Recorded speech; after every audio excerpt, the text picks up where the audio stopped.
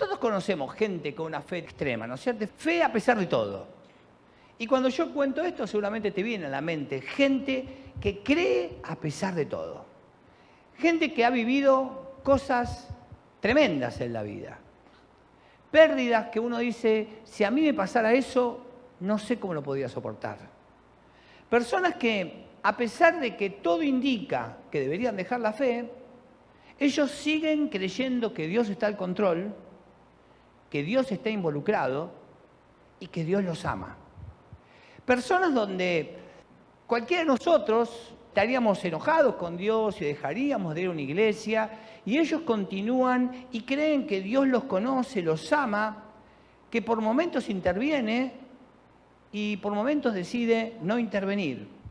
Y eso que ellos viven hace que moldeen sus respuestas a la vida, que moldeen sus reacciones, porque creen que Dios está ahí presente.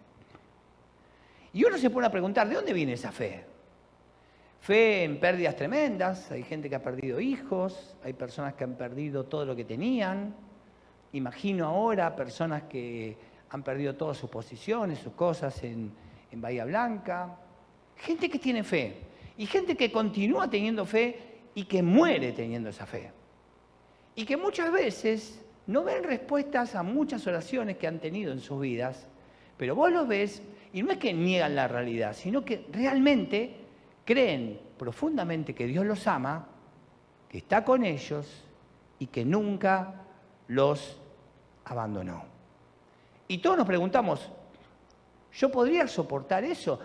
Mi fe, ¿es una fe que soportaría eso? Y a veces puede ser que en medio de la vida, en algún tiempo tuviste mucha fe, pero hoy no la tenés tanto.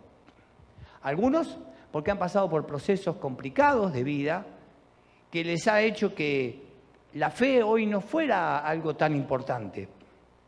Pero esta serie te va a ayudar a entender cómo tener esa fe. Y si perdiste la fe que tuviste en un tiempo, también te va a mostrar por qué la perdiste. Y te va a enseñar a cómo no perderla jamás y poder disfrutar una vida llena de fe, una vida sobrenatural. Cuando Jesús estuvo en esta tierra, se asombró por pocas cosas.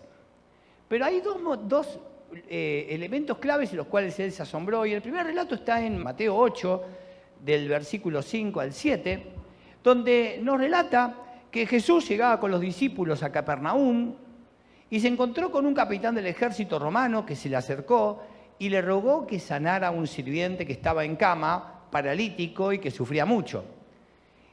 Cuando un judío se relacionaba con un romano, se estaba relacionando con un impuro. Se estaba relacionando con alguien que no pertenecía a la religión judía y no podía ir a la casa de una persona así. Entonces los discípulos, me imagino, cuando escucharon esto, habrán dicho, bueno, Jesús no va a ir para allá. Pero Jesús le dijo, iré a sanarlo. Porque Jesús no hace discriminación de ninguna persona. Él ama a todas las personas de manera igual. Pero acá viene la respuesta de este capitán del ejército y dice lo siguiente: Señor, no soy digno de que vayas a mi casa. Desde aquí mismo puedes ordenar que se sane mi criado y se sanará. Lo sé, porque estoy acostumbrado a obedecer las órdenes de mis superiores. Además, si yo le digo a alguno de mis soldados que vaya a algún lugar, va, y si le digo que venga, viene. Yo sé trabajar bajo autoridad. Y Jesús, vos tenés una autoridad, vos tenés algo especial. Y por eso confío en vos. Este capitán romano, el centurión romano, puso toda su fe en que Jesús podía hacerlo. Entonces Jesús dice lo siguiente: al oír esto, Jesús se maravilló. ¿Qué hizo Jesús? Se maravilló.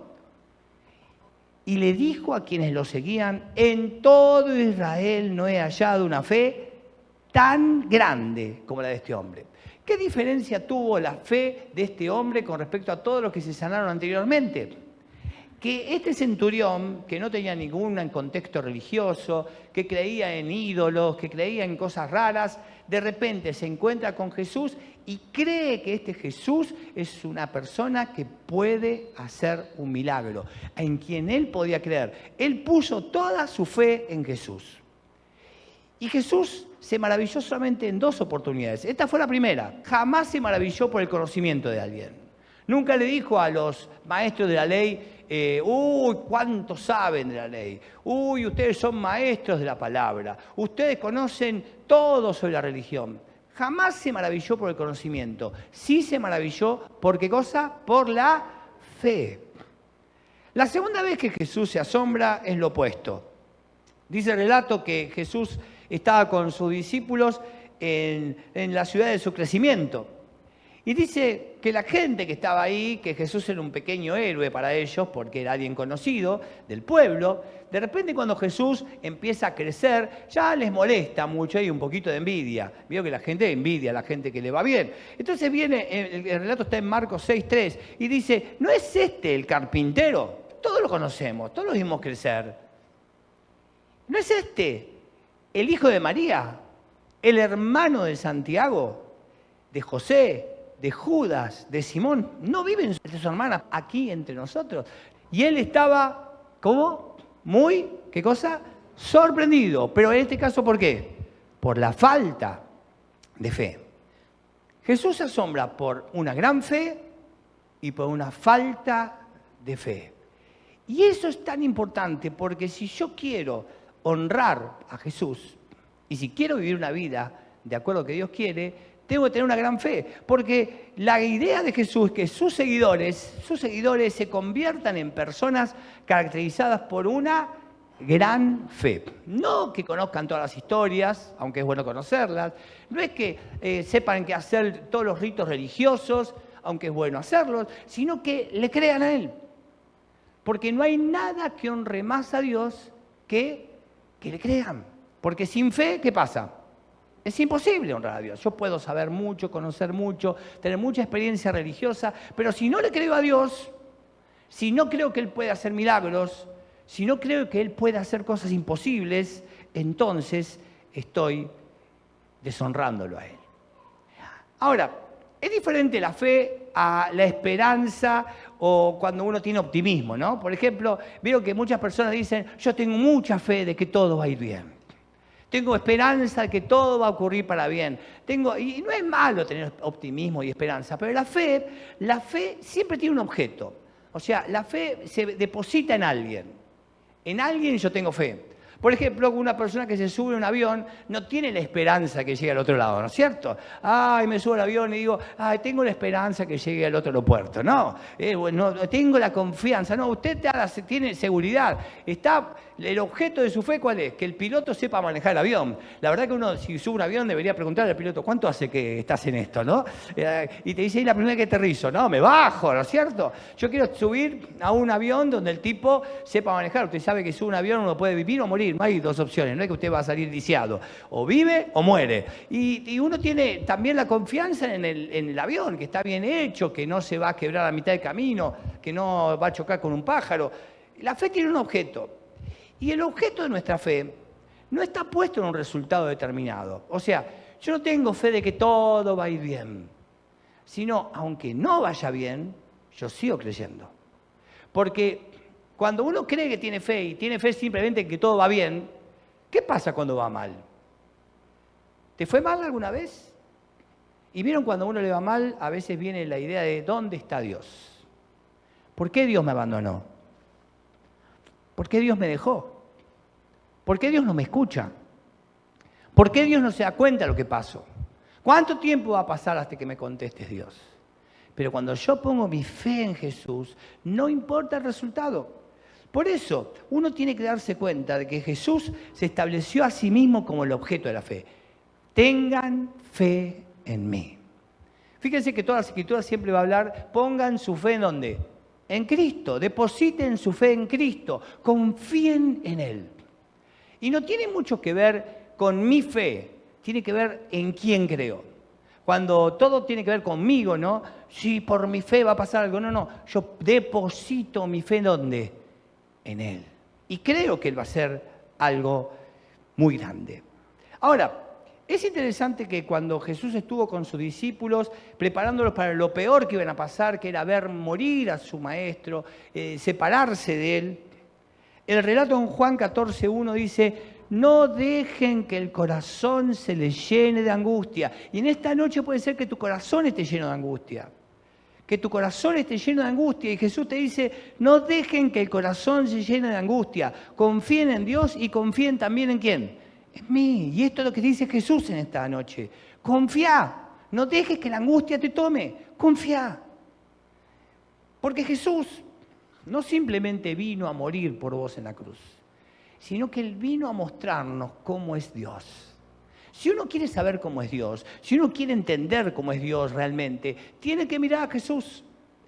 ¿Cuál es nuestro gran problema? Nuestro gran problema es que tenemos un montón de imágenes de Dios. Es más, si yo hiciera acá una encuesta de cómo es Dios, y algunos lo verían de una manera, otros lo verían de otra, tenemos diferentes ideas de cómo es Dios. Y depende de tu idea de Dios, vas a vivir bien con Dios o mal. Vas a vivir relajado en la presencia de Dios o asustado. Vas a creer que Dios es un Dios que te está castigando o vas a creer que te ama. Tu imagen de Dios es la que va a determinar tu felicidad o tu infelicidad en la vida cristiana. Jesús, cuando vino a esta tierra, empezó a explicarles cómo es Dios a aquellos que creían que manejaban a Dios. Los judíos creían que tenían a Dios en una caja y que podían definirlo y que podían decir cómo era. Entonces Él empezó a romper algunas estructuras que no eran fáciles, porque Él les dijo: si quieren saber cómo es Dios, mírenme. Si quieren saber cómo es Dios, escúchenme. Si quieren saber cómo es Dios, síganme. Vean cómo yo hago las cosas, vean cómo me relaciono con la gente, vean lo que digo, vean cómo pienso. Así es Dios. Entonces en un momento Jesús estaba con sus discípulos y vieron un joven ciego de nacimiento. Una de las creencias que tenían los judíos en aquel tiempo era que las enfermedades eran castigo de Dios por un pecado. Entonces el relato nos cuenta en Juan 9:1 que a su paso Jesús vio a un hombre que era ciego de nacimiento y sus discípulos le preguntaron: Rabí, ¿para qué este hombre haya nacido ciego? ¿Quién pecó? ¿Él o sus padres? Entonces Jesús les contesta algo que los sorprendió y que ahora no nos sorprende tanto. Pero Él dijo: ni él pecó, ni sus padres. ¿Pero cómo Jesús? Nosotros sabemos y creemos de que si hay una enfermedad es por culpa de un pecado. Y Jesús dice: no, no es así. Dios no funciona así. Dios no anda castigando gente con las enfermedades. Dios es un Dios que no es el que vos conocés. En otro momento, los judíos estaban hablando sobre quién era el prójimo y que quisieron poner a Jesús en un momento a prueba. Y entonces Jesús relata la parábola que ustedes conocen, la historia del buen samaritano. Pone como héroe de la historia a un samaritano que era alguien que no profesaba la religión judía puramente, que era alguien totalmente marginado de la sociedad, y lo pone como héroe por sobre los judíos. Entonces Él les dice: si ustedes quieren saber qué es su prójimo, es cualquier persona que tiene una necesidad y que ustedes pueden satisfacerla. Es un prójimo. Ese es tu prójimo. ¿Pero qué? ¿Dios no tiene favoritos? No, Dios no tiene favoritos. ¿Pero cómo? ¿No hace diferencia entre estos y nosotros? No hace diferencia. En otra ocasión Jesús quiso enseñarles sobre el asunto de los enemigos. Y entonces les dijo: ustedes han oído que se dijo: ama a tu prójimo y odia ¿a quién? A tu enemigo. Claro, Jesús, esto es correcto. David nos dijo, en los salmos está escrito, que tus enemigos mueran. ¿No vieron la cantidad de salmos que dice: ojalá aplasta a tus enemigos y quiero justicia? Pero Jesús dice lo siguiente, y nos dice a nosotros también que tenemos nuestras propias ideas de Dios. Pero yo les digo, y acá estamos al horno: amen a sus enemigos. Y acá viene algo peor. ¿Qué dice acá? ¿Cuántos oran por sus enemigos? No están en mi lista. Diariamente en mi lista de oración, mis enemigos no están. Pero acá Jesús me dice: bueno, tenés que cambiar tu forma de pensar. Porque lo que yo les estoy enseñando, como es Dios, es que tienen que amar a los enemigos, y no simple amar, sino orar por los enemigos. Pero Jesús quiere decir que Dios ama a sus enemigos, ¿sí? Dios ama a todas las personas. Es más, todos nosotros éramos enemigos de Dios, ¿o no? Y siendo enemigos de Dios, Él nos amó y entregó a su Hijo Jesucristo. Así que con eso lo podemos entender mucho mejor. ¿Pero qué? Jesús nos decía que Dios ama a todas las personas, que no hay diferencia entre los buenos y malos. Y miren, así dice en Mateo 5:46. Él hace que salga el sol sobre ¿quiénes? Sobre malos y buenos, y que llueva sobre justos e injustos. No es que, por ejemplo, hay un campo de un cristiano y un campo no cristiano, entonces viene y llueve, campo cristiano llueve, después ahí, no, seco, después otro cristiano llueve. No, la lluvia cae sobre buenos y malos. Pero hace diferencia, Dios, no soy tu hijo. Él ama a todas las personas por igual. Por eso, si confías en Jesús, es una invitación a creer en Dios como realmente es. Cuando empezás a creer en Dios como realmente es, como Jesús lo muestra, tu vida se relaja, se baja el estrés, comenzás a ser mucho más feliz y encarás la vida de otra manera, con fe siempre, en medio del caos que vivimos. Por eso el apóstol Pablo, que entendía mejor que nadie esto, porque él había estado del lado de los judíos, él amaba la Torá, él creía que eso era la verdad, y luego seguía y perseguía a la iglesia cristiana, y luego cuando se convierte en cristiano, se convierte en un activista de los cristianos, y él entendía todas las religiones, y él dice, bueno, todas las religiones, toda la religión judía y todas las demás religiones, en Colosenses 3:17 dice, todo esto es una sombra de las cosas por venir. Ustedes saben que la sombra muestra una imagen, pero no muestra la realidad. La sombra no es falsa, pero no muestra todo. En cambio, dice, la realidad se halla ¿en quién se halla la realidad? En Cristo. ¿Quieren saber cómo es Dios? Empiecen por Jesús. Si querés saber cómo es Dios, empezá por Jesús. Por eso, algo que sería bueno que hagas en este tiempo, antes de que llegue Semana Santa, agarrá un evangelio, el de Marcos, por ejemplo, y empezá a leerlo todo. Empezá a leerlo hasta llegar a la muerte de Jesús. Empezá a ver a Jesús de nuevo. Necesitamos volver a ver a Jesús y empezar a ver quién fue, cómo se relacionó, cómo vivió, cómo pensó. Y de esa manera también nosotros vamos a poder vivir de otra manera. Ahora, Jesús nos invita a tener una relación, porque una de las cosas que se ha roto con el hombre y Dios a través del pecado, que fue la relación, ¿no es cierto? Uno sabe que en una relación lo más importante que es, lo más importante es la confianza. Por ejemplo, en un matrimonio, si hay desconfianza, no hay matrimonio posible, ¿no es cierto? En una amistad, yo tengo que confiar en el otro. Y la confianza es clave, por eso, ¿vieron? Esas parejas que hay desconfianza probablemente terminen en un divorcio, porque no hay forma de vivir con la desconfianza. Bueno, si hay algo que Dios quiere, es que vos confíes en Él. Jesús dijo, yo quiero que confíen y que crean, que yo todo lo que les digo es para su bien. ¿Le creemos a Dios de lo que Él dice es lo correcto? Y a veces no. Nos mandamos la nuestra y ¿cómo terminamos? Cada vez que desobedeces a Dios, ¿cómo te va? ¿Alguno puede dar testimonio? Yo tengo testimonio, me fue mejor. No, te va a ir mal. Vos tenés que confiar de lo que Él te dice es mejor de lo que vos crees. Confiar, eso es confiar. ¿Qué es confiar? Creo que lo que Dios dice es mejor. Creo, digan conmigo, creo que lo que Dios dice es mejor. Ahora, como no lo creo, hago la mía y sufro las consecuencias. Juan, que estuvo con Jesús viviendo ya cuando era anciano, dice, ¿cómo puedo definir a Jesús? ¿De qué manera podría definirlo a Él después de haber vivido todos estos años con Él? Y Él dice en Juan 1:14, vimos el poder que le pertenece como Hijo único de Dios, pues nos ha mostrado, ¿qué cosa? Todo el amor y toda la verdad. Diga conmigo esta frase, la verdad. Quiere decir que todo lo demás es mentira. ¿Por qué vivimos mal? Porque aún como cristianos vivimos mal. Porque no creemos que Él dice toda la verdad. A ver, teóricamente, todos lo decimos. Sí, Jesús es la verdad, el camino, la verdad y la vida. Pero cuando vamos a vivir, hacemos las cosas a nuestra manera y sufrimos la vida. Pensá ahora dónde estás sufriendo tu vida. Es porque no crees que Él dice realmente la verdad. Por eso Dios se reveló a sí mismo a través de Jesús. Y Jesús nos invita a que confiemos en Él. Ahora, cuando uno habla de cómo puedo honrar a Dios con mi vida, ¿de qué manera yo puedo honrar a Dios? Y esta frase es la frase que tenemos que llevarnos en esta serie, pues es muy importante. Dice que Dios es honrado, vamos juntos, Dios es honrado por nuestra fe en Él. ¿De qué manera? Viva, activa, salvaje, a pesar de las circunstancias.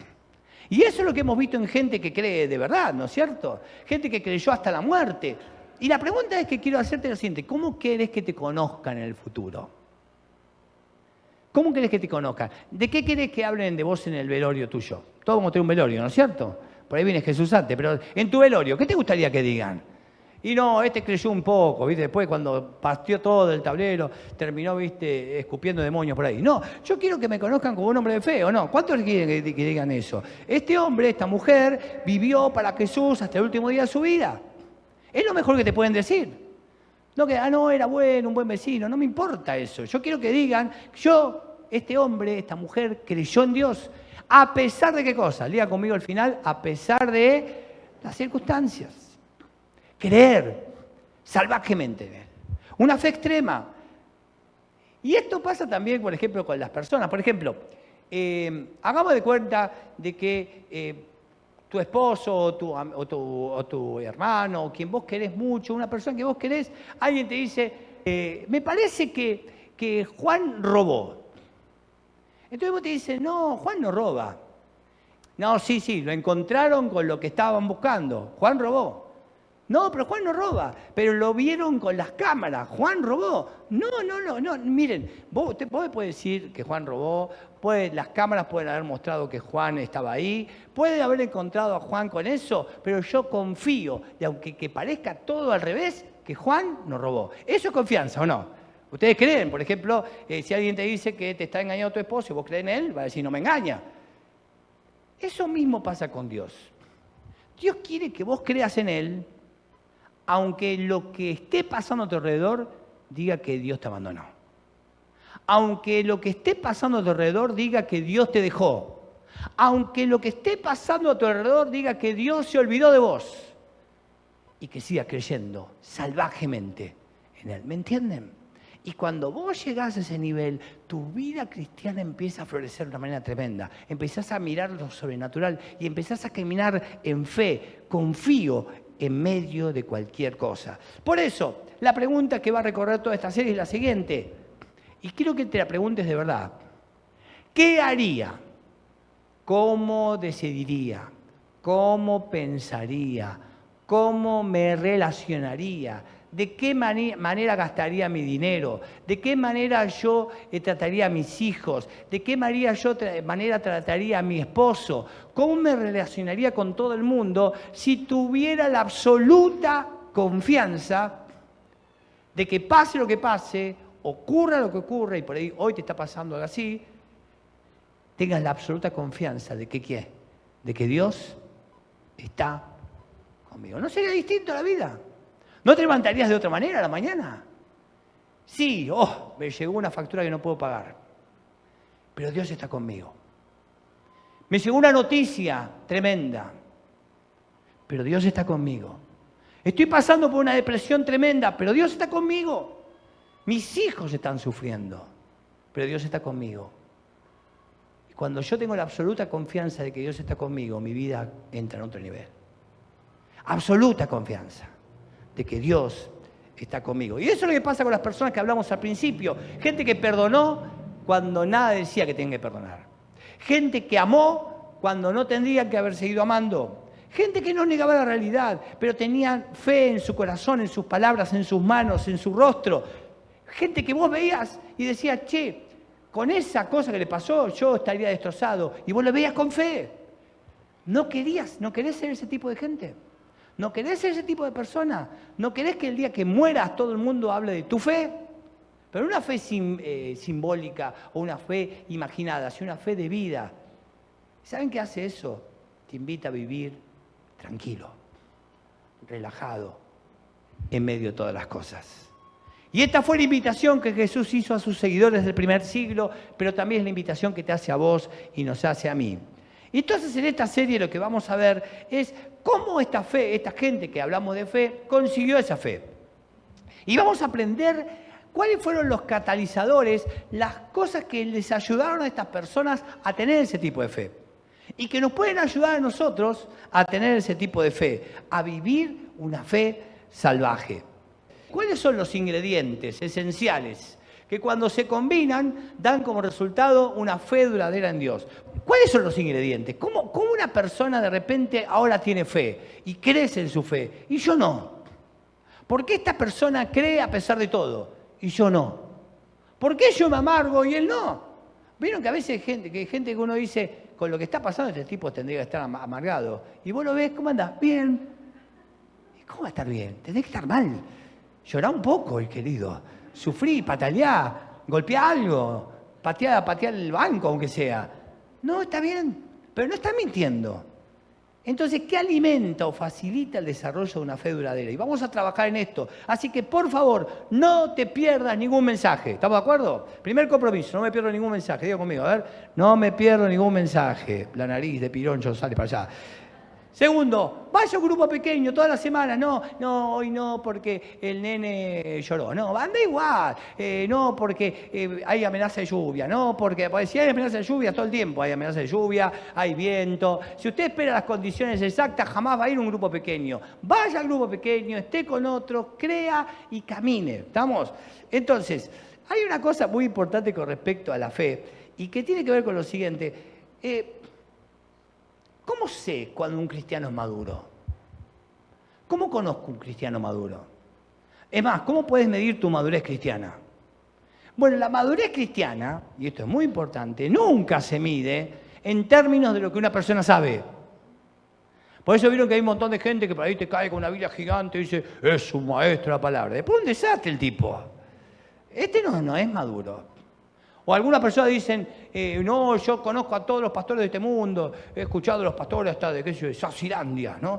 Y no importa quién escuchaste. A ver, ¿cuántos tienen más de 20 años de creyente? No significa que seamos maduros. Los años de creyente no te hacen maduro. Porque la madurez cristiana nunca se mide en términos de lo que una persona sabe, ni de lo que una persona ha experimentado.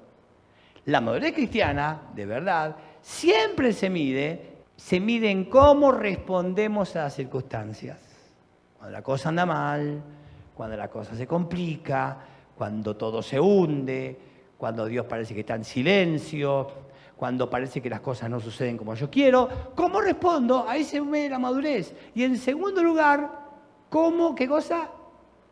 Ah, no te gustó esta, ¿no? Porque a mí me gusta estar bien con Dios y el otro que se muera. No, dice, si yo quiero saber como si soy maduro, es cómo trato a las personas. ¿Por qué es esto? Porque Jesús nos enseñó a tratar a la gente, ¿o no? Tu abuela te habrá enseñado a tratar a la gente de una manera, pero Jesús te enseña a tratar a las personas de otra manera. Tu bronca a veces te hace tratar a la gente de otra manera y tus preconceptos, pero en esta serie Dios quiere romper todos tus preconceptos para poder vivir una vida espiritual profunda. Y tiene que ver con esto. ¿Por qué? Porque las personas maduras en la fe confían en Dios, vamos juntos, confían en Dios a pesar de todas sus circunstancias y aman a las personas a pesar de todas las circunstancias. Este es el desafío, a vivir una vida sobrenatural, a vivir una vida buena. ¿Vieron cuando Jesús dijo, yo vengo a darles vida y vida en? Esto es. Una vida sobrenatural, que creas que Dios está con vos, que tengas la absoluta confianza de que Dios está con vos, pase lo que pase, cueste lo que cueste, ocurra lo que ocurra, en medio de tu dolor, de tu soledad, de las promesas que parece que no se cumplen, de aquellos pedidos de oración que se mantienen en el tiempo y nunca se responden, en medio de las cosas negativas, decir, Dios, sé que estás conmigo siempre. Y pues es posible que en esta noche alguno de ustedes esté pasando un momento muy duro en su vida, que estén pasando momentos donde a veces hasta sienten que Dios no está cerca. Pero por eso yo te animo en esta noche a que confíes en Dios de todas formas, que creas que Dios está con vos de todas formas, que creas que Él no te abandonó, que Él no te dejó, que Él no se olvidó de vos. Que Él no está desde arriba tratando de enjuiciarte, de atacarte, de hacerte pagar. Dios no es así. Mirá a Jesús. Dios no es así. Dios no te anda sacando cosas. Dios no te anda maltratando. Dios no te anda atacando. Dios no te anda mirando con el dedo desde arriba tratando de aplastarte, porque Él te ama. Y a veces hasta vos podés llegar a pensar, bueno, pastor, pero yo me equivoqué mucho. Él te ama. Te ama tanto que envió a su Hijo Jesús para que muera por vos y para darte una nueva oportunidad. Por eso te invito a que disfrutes esta serie. Te va a ayudar a vivir la mejor vida, la vida abundante que Dios tiene para vos. Te invito a cerrar tus ojos y vamos a hablar con Él. Confía en Dios de todos modos. Ama de todos modos. Porque Dios no te dejó, Dios no te abandonó. Y si en algún momento de la historia vos sentiste que Dios te haya abandonado, que Dios te haya dejado, hoy Él quiere mostrarse como ese Dios poderoso, cercano, que te ama, que entiende lo que hiciste y te ayuda a salir adelante. Él te mira a los ojos y te dice, sos mi hijito y te amo, te amo. No hay nada que pueda interferir el amor que yo te tengo y los buenos planes que tengo para vos, para tu vida. Pero confía en mí, confía en mí, confía en aquellas cosas que no están, confía en aquellas cosas que no ocurren, confía en tus dolores, tus broncas, confía en mí. Y Él te va a dar mucho más allá de lo que vos podés imaginar. Señor, gracias por esta noche. Señor, queremos tener una fe salvaje, Señor. Una fe que nos ayude a vivir en medio de los dolores, de las angustias, Señor. Queremos estar cerca tuyo, Jesús, aprender de vos. Aprender a ser hombres, mujeres, que caminen de acuerdo a tu voluntad en cada situación, en cada momento. Señor, queremos tener una fe extrema. Una fe a pesar de todo. Una fe, Señor, que no se detiene cuando las cosas no salen como uno imagina, sino creer de que vos estás con nosotros siempre. Señor, queremos aprender de Jesús, cómo Él habló, cómo Él pensó, cómo Él caminó en esta tierra. Señor, gracias. Gracias porque estás con nosotros siempre. En tu nombre. Amén y amén. Dios te bendiga mucho. Anímate a entrar en la aventura de fe que vamos a vivir juntos.